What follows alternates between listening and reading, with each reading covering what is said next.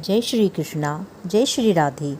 अर्जुन बोले, हे मधुसूदन, मैं ज्यों-ज्यों एकादशियों के व्रतों की कथाएं सुन रहा हूँ, त्यों-त्यों अन्य एकादशियों के व्रतों की कथाएं सुनने की मेरी उत्सुकता बढ़ती ही जा रही है।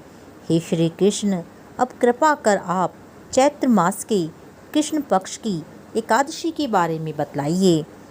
इस एकादशी का नाम क्या है? इसमें कौन से देवता की पूजा की जाती है तथा इसका व्रत करने की क्या विधि है? हे गोपाल, यह सब मुझे विस्तार पूर्वक बताने की कृपा करें। श्री कृष्ण भगवान बोले, हे पांडुनंदन, एक समय यही प्रश्न पृथ्वीपति मानधाता ने लोमश ऋषि से किया था। जो कुछ लोमश ऋषि ने नृपति मानधाता को बताया था, वही मैं तुमसे कहता हूँ।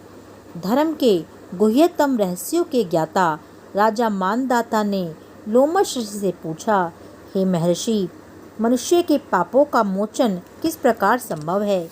कृपा कर कोई ऐसा सरल उपाय बताएं जिससे सहज ही पापों से छुटकारा मिल जाए। लोमश ऋषि बोले, हे राजन, चैत्र मास के कृष्ण पक्ष की एकादशी का नाम पाप मोचनी है। उसके व्रत के प्रभाव से मनुष्यों के अनेक पाप नष्ट हो जाते हैं। मैं तुम्हें इसकी कथा सुनाता हूँ, ध्यानपूर्वक सुनो। प्राचीन काल में चैत्ररथ नामक एक वन था। उसमें अप्सराएं किन्नरों के साथ विहार करती थी। वहाँ हर समय बसंत रहता था, अर्थात उस जगह सदैव प्रत्येक तरह के पुष्प खिले रहते थे। कभी गंधर्व कन्याएं विहार किया करती थी, कभी इंद्र अन्य देवताओं के साथ क्रीड़ा किया करते थे। उसी वन में मेधावी नाम के एक ऋषि भी तपस्या में लीन रहते थे। वे शिव भक्त थे। एक दिन मंजू घोषा नामक एक अप्सरा ने उनको मोहित कर उनके नैकट्य का लाभ उठाने की चेष्टा की। इसके लिए वह कुछ दूरी पर बैठ वीणा बजाकर मधुर स्वर में गाने लगी। उसी समय कामदेव भी शिव भक्त उन मुनि को जीतने का प्रयास करने लगे।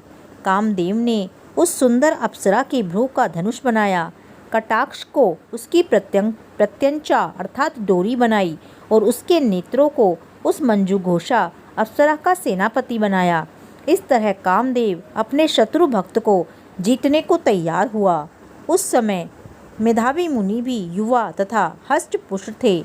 उन्होंने यज्ञोपवीत तथा दंड धारण कर रखा था। वे दूसरे कामदेव के समान प्रतीत होते थे।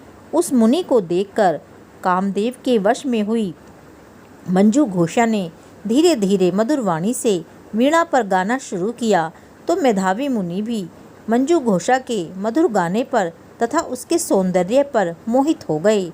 वह अप्सरा मेधावी मुनि को कामदेव से पीड़ित जानकर उनसे आलिंगन करने लगी।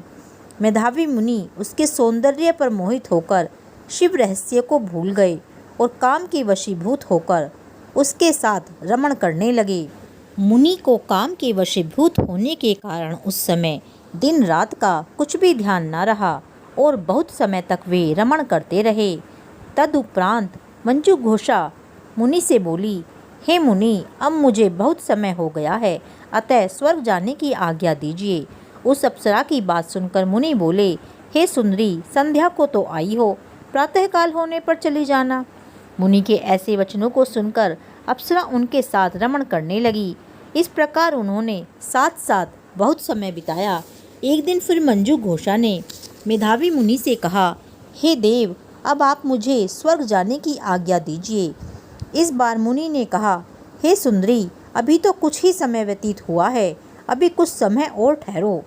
इस पर वह अप्सरा बोली, हे मुनि, आपकी रात्रि तो बहुत लंबी है, आप स्वयं ही सोचिए कि मुझे आपके पास आए कितना समय हो गया है, अब और अधिक समय ठहरना क्या उचित है। उस अप्सरा की बात सुनकर मुनि को समय का बोध हुआ और वह गंभीरता पूर्वक विचार करने लगे। तब उन्हें बोध हुआ कि उन्हें रमण करते करते 57 वर्ष व्यतीत हो चुके हैं। तो उस अप्सरा को वह काल का रूप समझने लगे।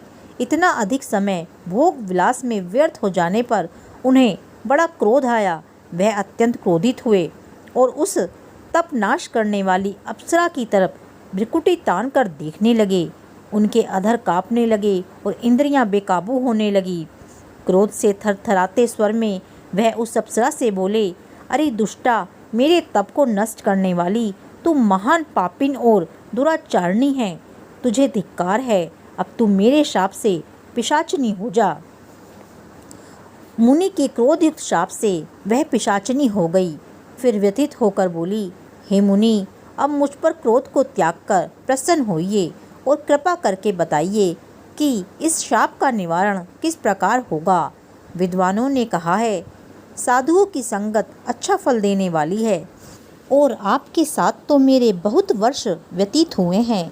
अतः अब आप मुझ पर प्रसन्न हो जाइए, अन्यथा लोग कहेंगे कि एक पुण्य आत्मा के साथ रहने पर भी मंजू घोषा को पिशाचिनी होना पड़ा।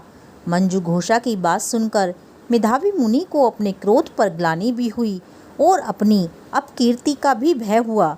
अतः पिशाचिनी बनी मंजू घोषा से उन्होंने कहा, तूने मेरा बड़ा बुरा किया है, परंतु फिर भी मैं तुझे इस शाप से छूटने का उपाय बतलाता हूँ। चैत्र माह के कृष्ण पक्ष की जो एकादशी है उसका नाम पाप मोचनी है। इस एकादशी का व्रत करने से तू पिशाचिनी की देह से छूट जाएगी। इस प्रकार मुनि ने उसको समस्त विधि बतला दी। फिर अपने पापों के प्रायश्चित के लिए वे अपने पिता च्यवन ऋषि के पास गए। च्यवन ऋषि अपने पुत्र मेधावी को देखकर बोले, अरे पुत्र, तूने ऐसा क्या किया है? तेरे समस्त तप नष्ट हो गए हैं, जिससे तेरा सारा तेज क्षीण हो गया है। मेधावी ऋषि लज्जा से सिर झुकाकर बोले, पिताजी, मैंने एक अप्सरा से रमण करके बहुत बड़ा पाप किया है। इसी पाप के कारण संभवतः मेरा सारा तेज और मेरे तप नष्ट हो गए हैं। कृपा करके आप इस पाप से छूटने का उपाय बतलाइए। च्यवन ऋषि बोले, हे तात, तुम चैत्र मास के कृष्ण पक्ष की पाप मोचनी एकादशी का विधि तथा भक्ति पूर्वक व्रत करो, इससे तुम्हारे समस्त पाप नष्ट हो जाएंगे। पिता के वचनों को सुनकर मेधावी ऋषि ने पाप मोचनी एकादशी का विधि पूर्वक उपवास किया। उसके प्रभाव से उनके समस्त पाप नष्ट हो गए। मंजू घोषा अप्सरा भी पाप मोचनी एकादशी का व्रत करने से पिशाचिनी की देह से छूट गई और सुंदर रूप धारण करके स्वर्गलोक को चली गई। लोमश मुनि बोले, हे राजन, इस पाप मोचनी एकादशी के प्रभाव से सब पाप नष्ट हो जाते हैं। इस एकादशी की कथा के श्रवण व पठन मात्र से ही 1000 गोदान करने का फल मिलता है। इस व्रत के करने से ब्रह्म हत्या करने वाले, स्वर्ण चुराने वाले, मद्यपान करने वाले, अगम्यागमन करने वाले आदि पाप नष्ट हो जाते हैं और अंत में स्वर्गलोक की प्राप्ति होती है। जय श्री कृष्णा। जय श्री राधे।